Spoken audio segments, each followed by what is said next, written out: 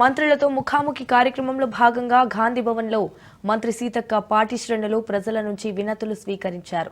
ప్రధానంగా రోడ్డు, అంగన్వాడీ కేంద్రాలు, కొత్త రేషన్ కార్డులపై వినతులు వచ్చాయి. అలాగే గతంలో విధుల నుంచి తొలగించిన హైదరాబాద్ హోంగార్డులకు తిరిగి ఉద్యోగాలు ఇవ్వాలని వినతి పత్రం ఇచ్చారు. ఇక కేసీఆర్ హయాంలో 2016లో తీసుకున్న పంట రుణాలను మాఫీ చేయాలని రైతులు కోరారు.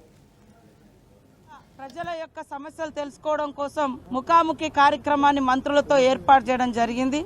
ఇది నేను ఈ యొక్క ముఖాముఖి కార్యక్రమానికి రావడం ఇది రెండోసారి. చాలా వాళ్ళు సమస్యలను వాళ్ళ ఇబ్బందులను కూడా డైరెక్ట్ గా వచ్చి మంత్రులకు కలిసి చెప్పుకోవడం అనేది ఇది గతంలో ఎప్పుడు జరగలేదు. గాంధీ భవన్ వేదికగా మా కాంగ్రెస్ పార్టీ నిర్వహించడం జరుగుతా ఉంది. ప్రజావాణి కూడా అద్భుతంగా మరి దివ్య గారు ఒక ప్రభుత్వం తరపు నుంచి వాళ్ళు 10 ఏళ్లలో 1,00,000 కూడా ఇల్లులు కట్టించింది లేదు. కట్టిన ఇల్లులు కూడా పంపకం చేయలేదు. అవి కూడా ఎక్కువ వస్తా ఉన్నాయి. ఇందిరమ్మ అంటే ఇండ్ల కోసం, రేషన్ కార్డుల కోసం కూడా ఎక్కువ రావడం జరిగింది. ఖచ్చితంగా ప్రజల యొక్క సమస్యలను అర్థం చేసుకొని ఇప్పటికే మరి ప్రజాపాలనలో మన ప్రభుత్వము ఈ 4 స్కీములలో ప్రధానంగా రేషన్ కార్డ్స్ గాని, ఇందిరమ్మ ఇండ్లు గాని ఇవి ఖచ్చితంగా కంప్లీట్ అయిపోతాయి సమస్యలు.